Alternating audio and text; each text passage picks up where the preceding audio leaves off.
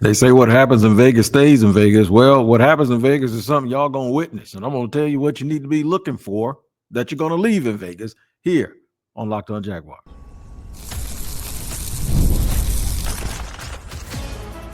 You are Locked On Jaguars, your daily Jacksonville Jaguars podcast. Part of the Locked On Podcast Network, your team every day. It is your team every day. We thank you for making us your first listen here on Locked On Jaguars. I'm Tony Wiggins, the host of the Locked On Jaguars podcast, where you can find wherever you get your podcast, whether you watch them or listen to them. Make sure you tap into that location each and every day so you do not miss an episode. Today's episode and show is sponsored by Hillsdale College. Go right now to hillsdale.edu/locked on to enroll. There's no cost, and it's easy to get started. Shout out to the everydayers for joining us here every single day. Now, let me tell you what we got going on. Show or go. I'm going to name some guys that if they don't show something this weekend, that they might as well just start packing their bags and looking for a real estate agent, maybe because they will need to be heading in a new destination. That's just my opinion. Don't have any inside information on that, but we'll go through it together. Youngsters on defense, guys that I think will have a good chance, led by Jarian Jones and, of course, Mason Smith down the stretch to show that they belong and need a bigger role with the Jacksonville Jaguars moving forward, and the Jaguars don't have to go looking for replacements for them.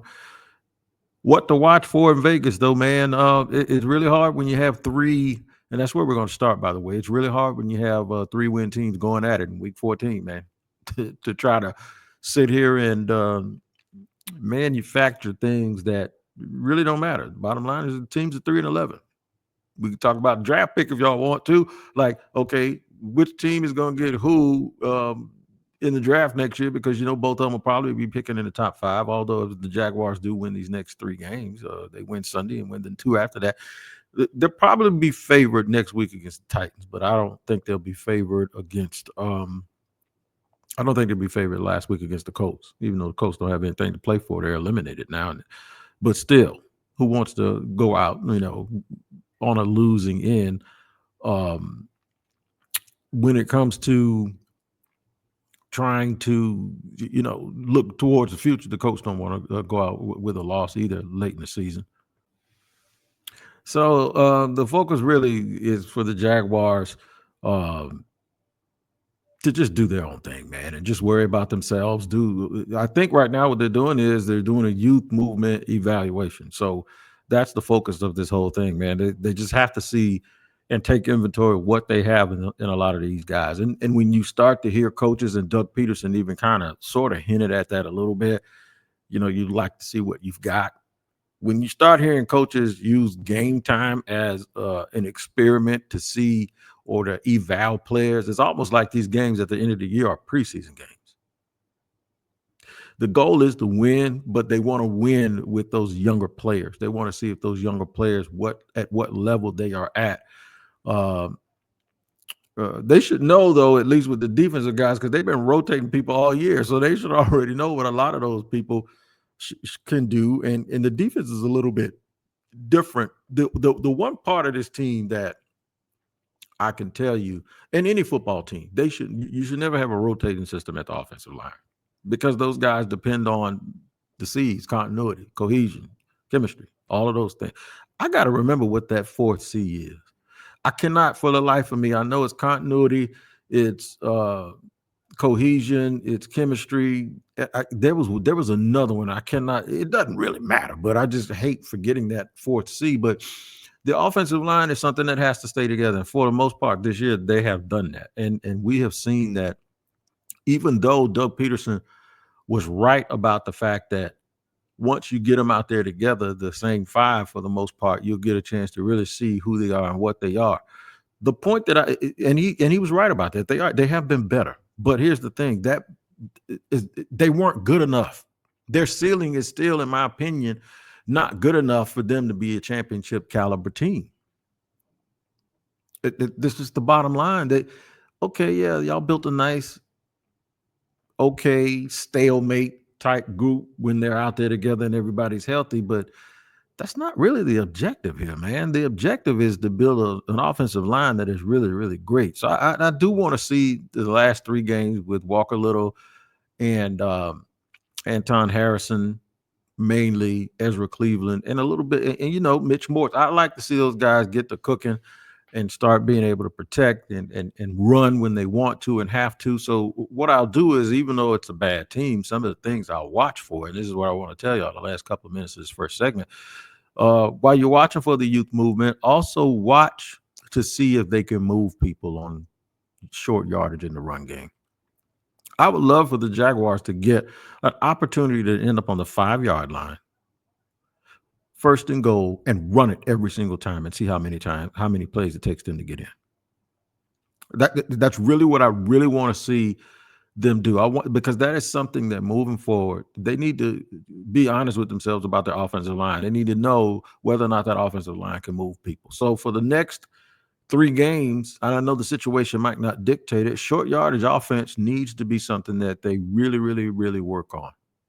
They really, really need to work on that. And in fact, with the way that the league is going now, with these possessions and time of possession, and everybody's running and playing defense, and they're using the run to make it easy on the passers, I think moving forward is going to be critical. Now, I'm doing this because, but you notice I'm not giving you an idea of who the GM or the coach is, because I don't even know who the GM or the coach is going to be at this point.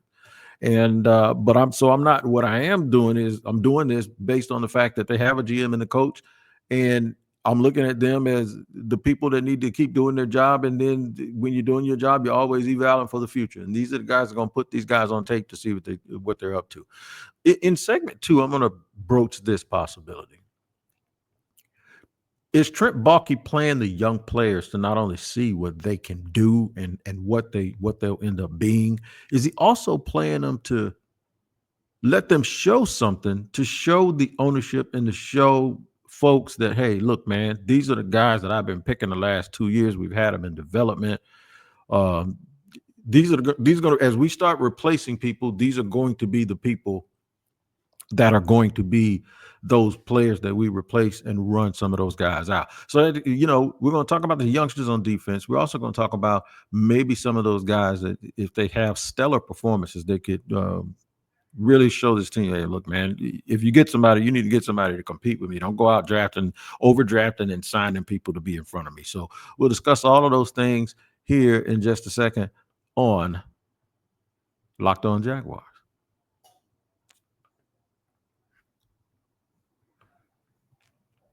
Today's show is brought to you and sponsored by Prize Picks. That's right, man. Our friends over at Prize Picks. It is time for you to go over there and get paid and get you some of that bread, man, because Prize Picks is the absolute truth. Now, I want you to pay attention, because the holidays, they got a little bit of something going over there, man. I'm telling you, with over 10 million members and billions of dollars being awarded, Prize Picks is the place for you to have fun, even if your team isn't winning. Make your holidays bigger and brighter with Prize Picks, the best place to get real money action while watching your favorite sports. You can now win up to 1,000 times your money on Prize Picks. Join now, because this holiday season, Prize Picks is giving away 2 free picks in December, and they're giving away $30+ million in rewards during Picksmas. That's right, it's Picksmas. Download the app today and use the code LOCKEDONNFL to get $50 instantly after you play your first $5 lineup. I'll say it again. Download the app today and use code LOCKEDONNFL to get $50 instantly after you play your first lineup. It's at Prize Picks, where you need to run your game.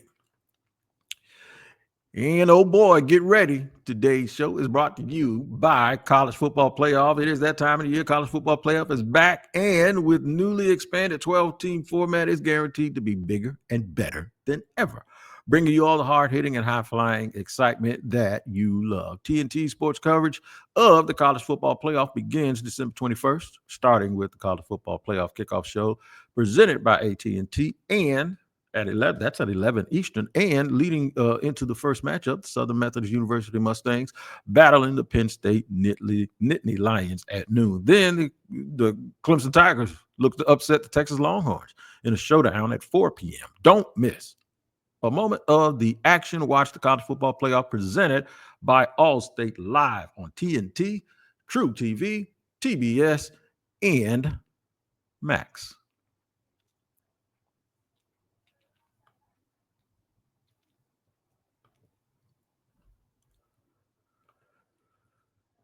All right, running it down here, man, on Locked On Jaguars, where it's your team every day. Always thanking you for making us your first listen here on Locked On Jaguars. We're talking about things to watch for in Vegas and asking questions as to why things are going to go down in Vegas the way that they're supposed to go. By the way, whatever happens in Vegas stays in Vegas. If there's a Jaguars contingent out there that traveled out there, have fun. Don't try to do it all in one day, man. Don't.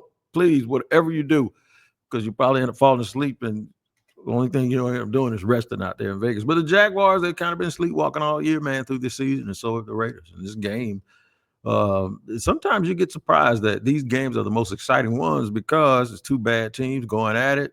I've always compared it to kind of two unskilled fighters fighting each other, but they evenly match. Oh, boy, they're going to slug it out, and you're going to get you a good one. Well, the Raiders have really, really played hard this year, and they got some young players in certain positions.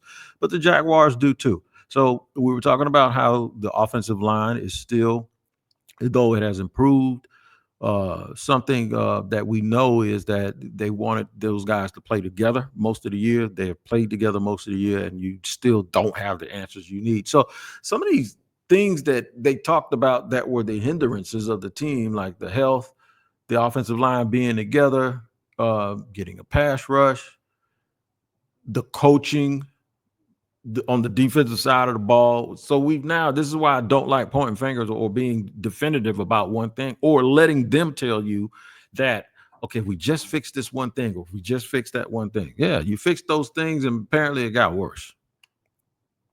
I know it got worse because you ain't won but 3 games this year in 14 weeks or 15 weeks, as opposed to, at least in the past, even when you were 2-7 up front, by week 14, they were 7-7. They made a run.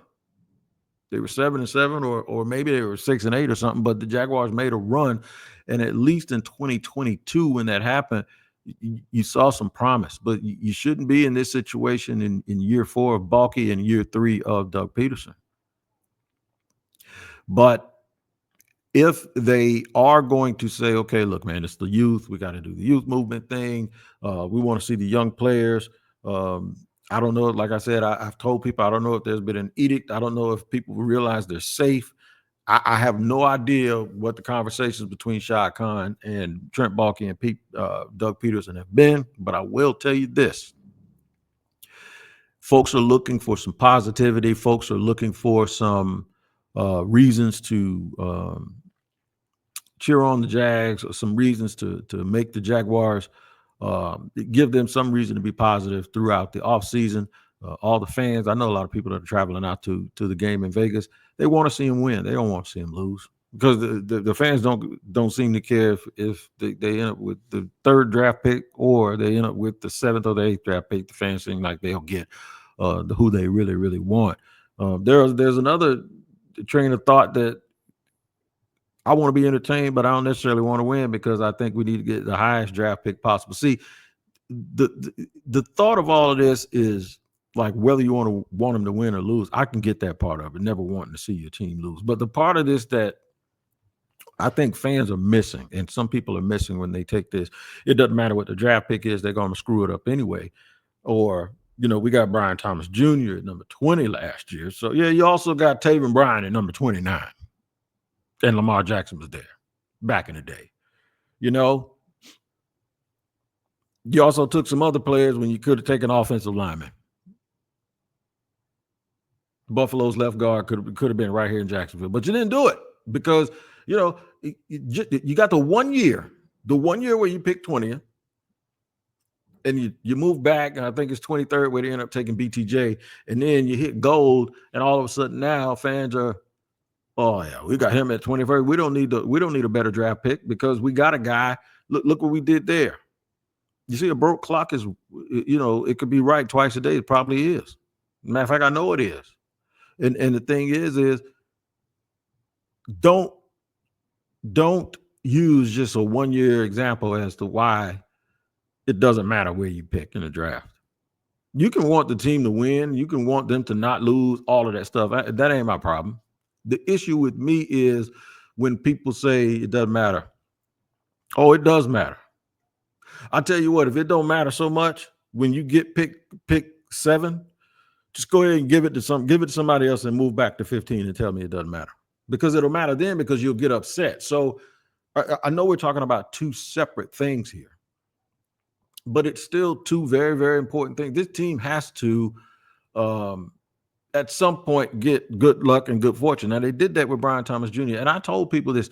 I said just a couple of days ago on the podcast, I said, if I would have told you that the Jaguars had a receiver that is going to go over 1,000 yards, and he's probably going to go over 1,200 yards.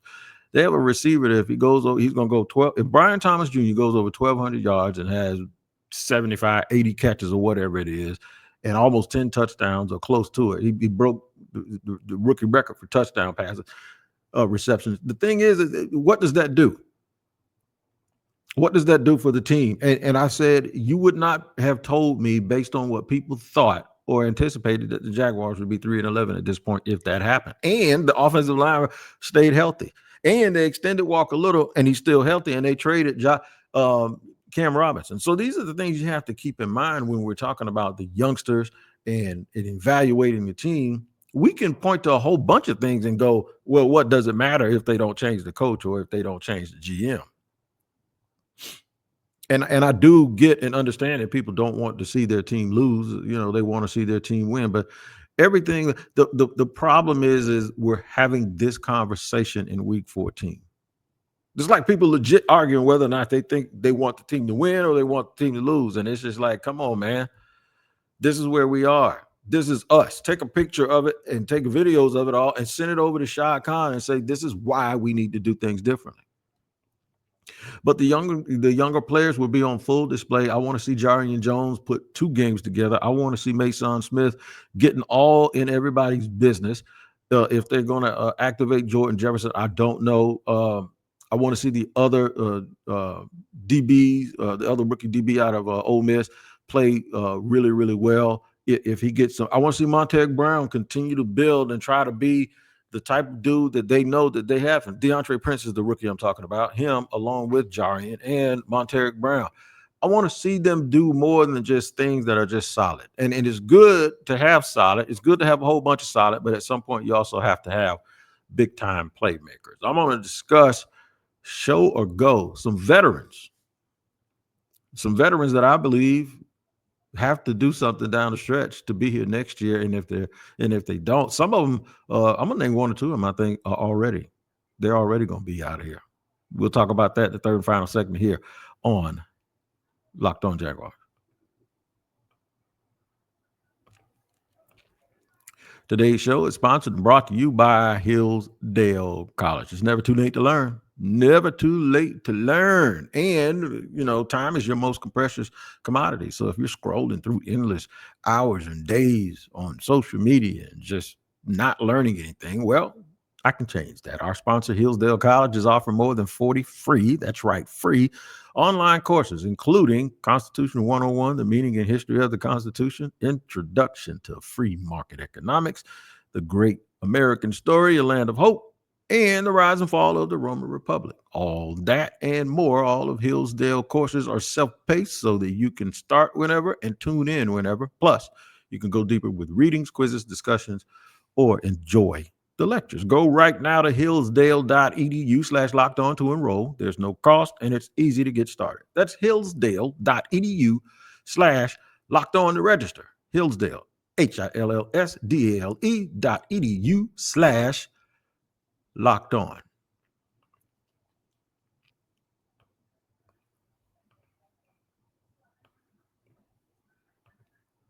Okay, rolling into segment number 3. What happens in Vegas stays in Vegas. Young guys, come on, man, don't go out to Vegas and show off and get yourself in no trouble now. You know, stay in the room. Stay in the room. I don't know where they're staying. I don't think they're staying on the strip anywhere, but they're probably somewhere out in Henderson. But when they do get there, you got to show something. Some veterans have some things to show if they get the opportunity or they're going to get shown the door. I don't think Ronald Darby is going to be a Jaguar next year. Nope. I really, really do not believe that that's going to happen. It just looks like they're going to this movement. And if these guys even show a hint at being close to what Darby is, he's probably going to be one of those veterans that they move on from. Some of the tight ends, We talked about Brenton Strange the other day. Brenton Strange is one of the bright spots for the Jacksonville Jaguars this year. But it does need to be talked about, and some people will talk about this. What's the deal with Evan Ingram next year? Now, I said when he was healthy that Evan Ingram was a guy that they could, if they got the development that they wanted and they wanted to reallocate some funds, I thought Evan Ingram would be a good dude to go to and say, you know what, we're going to move him and go ahead and jive things up with these young guys, get younger, get a little asset for him, save some money, and put that money somewhere else. Luke Farrell, I think, is someone that you can watch out for a little bit to see if he can. He's going to be a free agent, and maybe they could get him back at a decent number. Some other people, Blake Hance, because of his versatility. He's sort of that swing guard who can play on both sides. And then some young guys like Cole Van Lanner, what can he do? What can he get done? If Luke Fortner gets a chance, has he changed, developed? Did he learn anything from Mitch Morse? If not, I don't know why you keep Luke Fortner. He'll be in the last year of his contract next year. Go ahead and move on from him now and get his replacement and let that guy learn under Mitch Morse. Some other people here on defense, of course, we're taking a good, hard look at Jarian Jones. He's the starting nickel. DeAndre Prince is listed as the backup at right cornerback with Monteric Brown backing up Tyson Campbell. Tyson Campbell, by the way, I'm just going to tell y'all something. Tyson Campbell's played pretty well. He had some rough games, but the numbers and the metrics that people use to measure, Tyson Campbell has played well. I think it's an important last 3 games for Devin Lloyd, too. Because, trying to figure out exactly what you have in Devin Lloyd is a big deal.